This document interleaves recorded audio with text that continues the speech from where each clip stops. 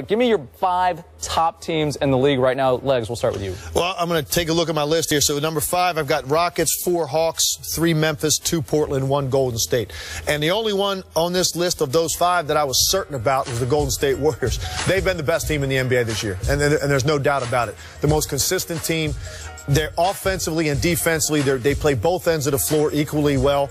I love the fact that Draymond Green gives them the versatility to play these smaller lineups. One of my favorite players. He is the glue to this entire situation. One of my favorite players. Because he's playing the 4, and he's about 6'7".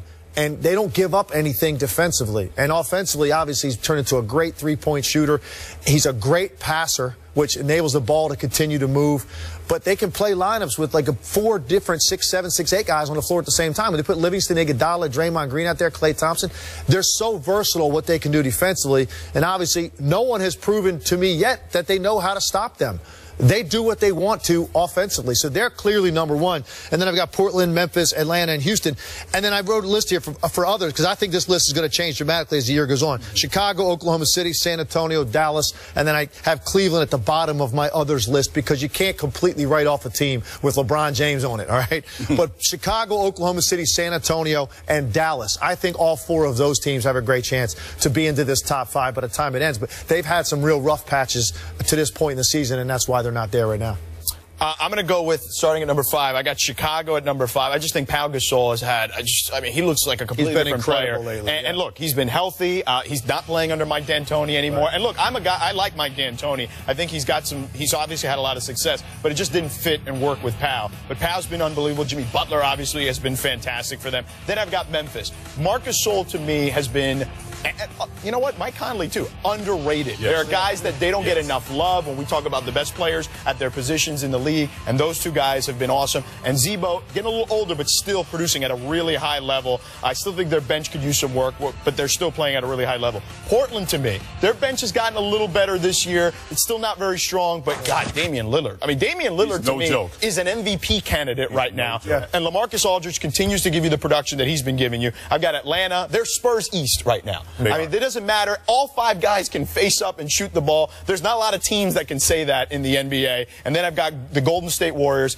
as Tim mentioned. I mean, Draymond Green, what he's been doing. I mean, he's a bigger, more athletic version of like a Shane Battier because he does a little bit of everything, and he's as smart as anyone on the floor. And I just think the ascension of Klay Thompson, he's no longer relegated to just being a 3-point shooter. He's taken it to the hole. He's doing a lot of different things offensively, and he's gotten even better than he was last year defensively. And obviously, Steph Curry is an MVP candidate. Yeah, my top 5, I got Memphis at number 5. Mike Conley Jr. is an elite point guard to me right now. Guy shooting over 44% from the 3-point line, averaging over 18 points a game. This is now his basketball team. I have them number 5. Houston is number 4. People don't realize this. Houston is 2nd in points allowed. What was the knock on this basketball team for a long time under Kevin McHale? Defense. Didn't play any defense. Yeah. Well, that's not the case anymore. Trevor Reeves has been really good. They're doing this without Terrence Jones. When they get him back from the leg injury, how much better defensively are they going to be? And James Harden leading the league in scoring. I got Portland at number 3. They've won 4 in a row. LaMarcus Aldridge and Damian Lillard, they're averaging over 45 points per game. But their stealth bomber is Wesley Matthews. He may be the most underrated 2-way player in the NBA, averaging over 16 points a game, and night after night will not shut down the best opposing player, the best offensive player, but can really slow him down a little bit. I got Atlanta at number 2. They've won 9 in a row. I had Al Horford on my radio show last night. He is that glue. But he also talked about, you know what? We have confidence because we know we can go out there and expect to win.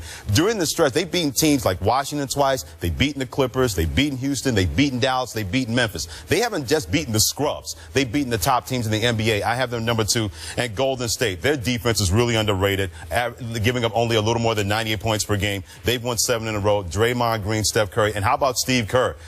People talk about what are they going to do without Mark Jackson? Well, it's been a seamless and better transition with that guy on the bench. Their defense is actually better than their offense right now as far as efficiency is concerned, Golden State. And by God, Steve Kerr, what a great decision not to go to the Knicks. Imagine if that Golden State job, that hurts, but you're right. If the Warriors job even took another week to open up. Right. Steve Kerr's coaching the Knicks right now. Oh, and miserable. And he's looked like David Blatt, the way David Blatt looks in Cleveland. Absolutely. So, yeah, you talk about he had a team built to win. Give Mark Jackson credit for the job he did, but Steve Kerr's made them better. He's made them better. The way that their ball movement works now, the read and react stuff is better than it was. He's figured out a way to utilize these smaller lineups and not give up anything defensively.